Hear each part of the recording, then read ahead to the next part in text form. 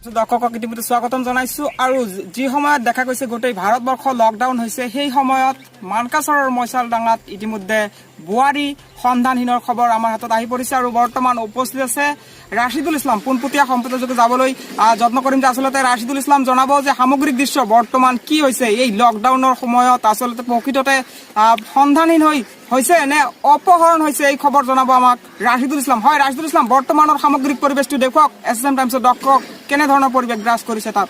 হয়, নিশ্চয়কৈ ক'ব লাগিব যে যি সময়ত কৰোনা ভাইৰাছত ইতিমধ্যে ভাৰতবৰ্ষৰ লগতে অসমতো সন্ত্ৰাসৰ সৃষ্টি কৰিছে, তেনে সময়তে দক্ষিণ শালমাৰা মানকাচৰ জিলাত সংঘটিত হৈছে বুৱাৰী এই সন্ধানহীনৰ এক ঘটনা। আৰু এই মুহূৰ্তত মই উপস্থিত আছো দক্ষিণ শালমাৰা মানকাচৰ জিলাৰ মইচালডাঙা নামৰ এখন গাঁৱত আৰু এই গাঁওখনতে সংঘটিত হৈছে এনে ঘটনা। গাঁওখনৰ আমিন আলীৰ পুত্ৰবধূ ইতিমধ্যে সন্ধানহীন হৈছে। যোৱা ২৭ তাৰিখে সন্ধানহীন হৈছে ঘৰৰ পৰা আমিন আলীৰ পুত্ৰবধূ আৰু চুলেমানৰ ঘৈণীয়েক সন্ধানহীন হৈছে। আৰু সন্ধানহীন হোৱা বোৱাৰীজনৰ নাম হৈছে জাহানাৰা খাতুন আৰু জাহানাৰা খাতুন সন্ধানহীন হৈছে যোৱা ২৭ তাৰিখত। আৰু যি সময়ত কৰোনা ভাইৰাছৰ আক্ৰান্তত ভাৰতবৰ্ষত বৃদ্ধি পাইছে আৰু তেনে সময়তে ভাৰত চৰকাৰে লকডাউন ঘোষণা কৰিছে আৰু এই সময়তে এনেধৰণৰ ঘটনা সংঘটিত হৈছে দক্ষিণ শালমাৰা মানকাচৰ জিলাত। আমি পোনে পোনে কথা পাতিবলৈ যত্ন কৰিম যে আমিন আলী আছে আমাৰ সৈতে, বোৱাৰীগৰাকীৰ শহুৰেক আছে, আমি কথা পাতিবলৈ প্ৰয়াস কৰিম আচলতে তেওঁৰ পৰা কি হৈছিল যোৱা ২৭ তাৰিখত, কেনেধৰণে বোৱাৰীজন হেৰুৱাই গৈছিল এই বিষয়ে আমি কথা পাতিবলৈ প্ৰয়াস কৰিছো। হয়, কি ক'ব আপুনি, আপোনাৰ বোৱাৰীটো কিমান তাৰিখে হেৰুৱাইছিল? শুক্রবার দিন 11টা সাড়ে 11টার ওই দিকে তো জুম্বার বার, তো আমরা তো নামাজের দিকে গেছি। বাড়ির মানুষ আমরা খেতি খোলার কাম করি, তো সব বাড়ির মানুষ খেতি খোলায় কাম করতে গেছে। তো বাড়ির মধ্যে আমার বেটার বউ একলাই ছিল। একা থাকার পরে আমরা কোনদিন সন্ধান দেখি নাই যে কোনো একটা মানুষের সাথে আচার ব্যবহার ভালোই আছিল আগে। তো আমরা দেখি নাই যে অন্য একটা চেংড়ার সাথে যে কোনোটা ভাইল হইয়া তো ঘর থেকে বাইরে গেছে, আমরা দেখি নাই এটা। তো শুক্রবার দিনকে 11টার সময় সাড়ে 11টার সময় আমরা খেতি খোলার মধ্যে থেকে এসে দেখি, আমি জুম্বার নামাজ পড়ে এসে দেখি যে আমার বেটার বউ ঘরত নাই। না যাওয়ার পরও তো আমরা তো জায়গায় জায়গায় খুঁজলাম, খোঁজার পরেও তো নাই। তো মোটামুটি এখনো আমরা খোঁজার তালেই আছি।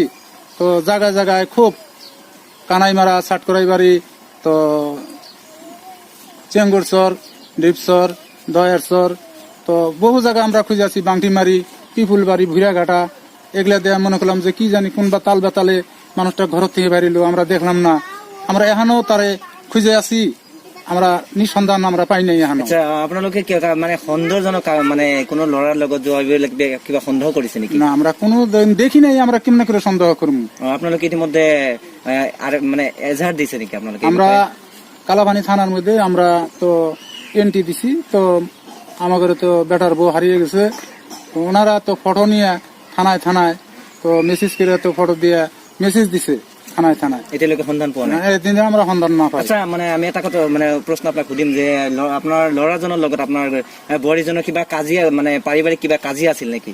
আমরা দেখি নাই, আমরা না দেখার কারণে তো আমরা সেই জন্য আমরা খুঁজে আছি। তো বেটা আর বেটার বউ তারা ঘরে বাইরে কোনো কথা তাল কাটাকাটি হয়েছে না হয়েছে ওটা তো আমরা জানি না। আপনার মানে ল'ৰাজনৰ মানে কিমান দিন হৈছিল বিয়া কৰা? মোটামুটি ধৰো 3 বছৰ বেশি হয় আৰ কি, 4 বছৰ খানি হয়। এতিয়া আপনি কি কব আমাৰ জৰিয়তে, মানে আপনাৰ বোৱাৰী যেহেতু সন্তানহীন হৈছে, কি কব খুজিব? কি কব আপনি এতিয়া? আমি কি কমু, আপনি কি বিচারে এতিয়া? মানে আমি কারণ তো নিঃসন্ধান হইয়া আমরা এই নিউজের মধ্যে আমরা দিলাম। তো দেওয়ার পরও যদি আন্ধি যদি কোনো মানুষের যদি কোনো সন্ধান করে যদি আমাকে দিতে পারে আমরা নিমো। আমরা আমাকে বেটার বউ আমরা ওটা নেওয়ার জন্য আমরা প্রস্তুত আছি। হয় হয়, ধন্যবাদ জানাইছো আপোনাক। আচলতে দেখা গৈছে যে বোৱাৰীজনক শহুৰেকে ইতিমধ্যে জনালে যে যোৱা ২৭ তাৰিখে কিন্তু ঘৰৰ পৰা নিৰ্দেশ হৈছে বোৱাৰীগৰাকী, আৰু ইতিমধ্যে বোৱাৰীগৰাকী শহুৰেকে কিন্তু এটা অনুৰোধ কৰিছে অসমবাসী ৰাইজলৈ যে যদি কোনোবাই সন্ধান পায় এই বোৱাৰীগৰাকীক আমি অনুৰোধ জনাম, আমাৰ ফালৰ পৰা অনুৰোধ জনাম যে আপোনালোকে যদি কিবা পায় তেন্তে আপোনালোকে যোগাযোগ কৰিব আমাৰ দিয়া নম্বৰত। আমি নম্বৰটো জনাই দিছো যে নম্বৰটো হৈছে 7896957265। আপোনালোকে এই নম্বৰত যোগাযোগ কৰিব আৰু যদি কিবা সন্ধান পায় বোৱাৰীগৰাকীক আপোনালোকে ফোন কৰিব এই নম্বৰলৈ আৰু এই ক্ষেত্ৰত আপোনালোকক আমি বিশেষভাৱে অনুৰোধ জনাম যিহেতু কৰোণা ভাইৰাছৰ আতংকময় সৃষ্টি হৈছে আপোনালোকে কৰোণা ভাইৰাছৰ প্ৰতি সজাগ থাকিব এইখিনি আমাৰ ফালৰ পৰা আপোনালোকক অনুৰোধ জনাইছোঁ জনাইছো ৰাজদুল ইছলাম আৰু এটা কথা ক'ব লাগিব যিহেতু নিৰুদ্দেশ হৈছে বোৱাৰীগৰাকী আপোনালোকে যদি ক'তবা আবদ্ধ হৈ আছে যিহেতু লকডাউনৰ সময় ক'তবা গৈ যদি আবদ্ধ হৈ আছে আপোনালোকে ততালিয়াকে এই নম্বৰত যোগাযোগ কৰিব আপোনালোকক কি স্ক্ৰীনত নাম্বাৰ দিয়া আছে এই নাম্বাৰসমূহত কণ্টেক্ট কৰিব বোৱাৰীগৰাকীক উদ্ধাৰৰ বাবে আপোনালোকে অলপ চেষ্টা কৰিব